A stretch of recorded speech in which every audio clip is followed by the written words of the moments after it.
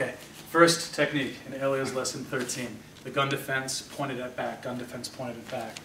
We move through the scenario like this.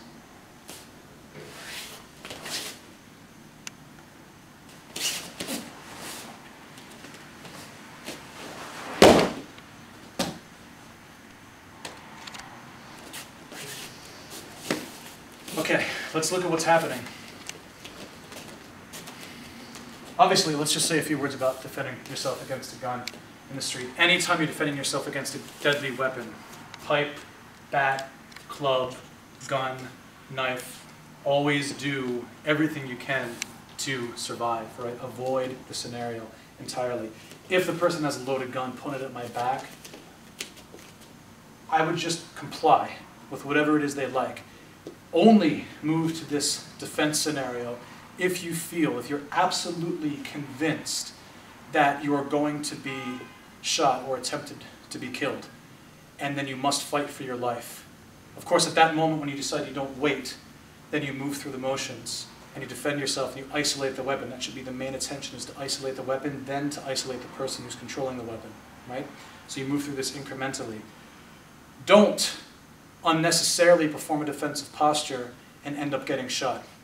If you feel, however, that your life is in imminent danger and you have to defend yourself against this particular threat, where the gun is pointed at your back, the first thing Elliot does is, of course, shows compliance, shows some cooperation by keeping the hands up. And then he glances over the shoulder to see which hand has the gun. So I know if I look over, I can see his gun hand over both shoulders. You don't have to turn all the way around and look him. In fact, most people who are putting a gun in your back are going to tell you, look forward, right? Stay straight ahead, don't look at me. Once this happens and I identify the gun hand, it's important that I move to the inside of the gun hand. So if this is his gun hand, the inside of the arm is here. If I step this way and I go to the outside, I'm shot along the way because I cross over the entire breadth of the gun. Look, the line of fire is right here.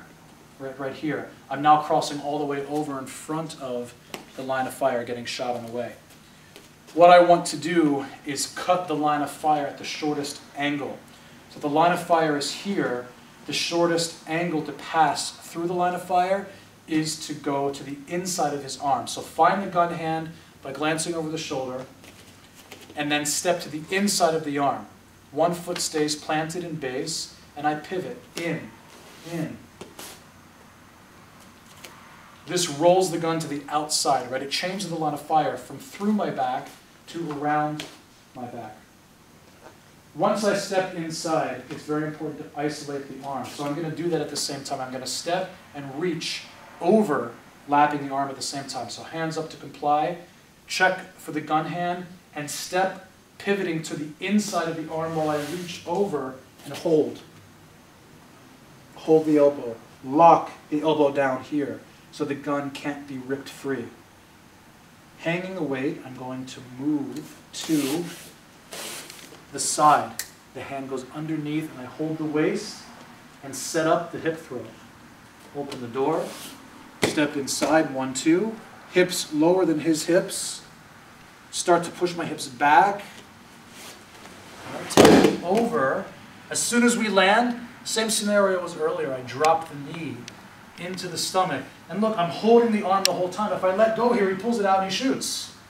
So I must isolate the weapon the entire time. As soon as we're over, I'm holding the elbow. I still have my own elbow locked down, controlling the gun, and I move directly to this arm lock to make him release the weapon. Right? Obviously, I don't wait for the guy to tap here. In the street, if he taps and I let go, bad for us. So what we're going to do is work through the arm lock here and then walk away and try and take the gun. Right?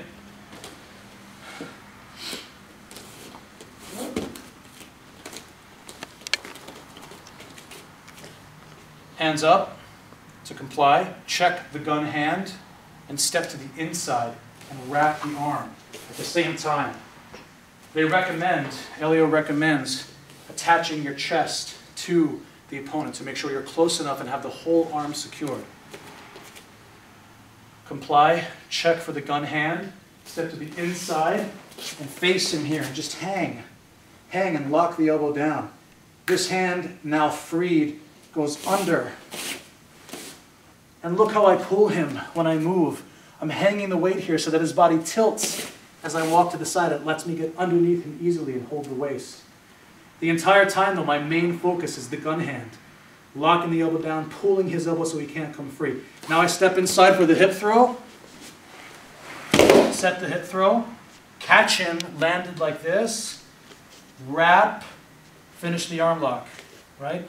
If I can walk away and take the gun. Okay?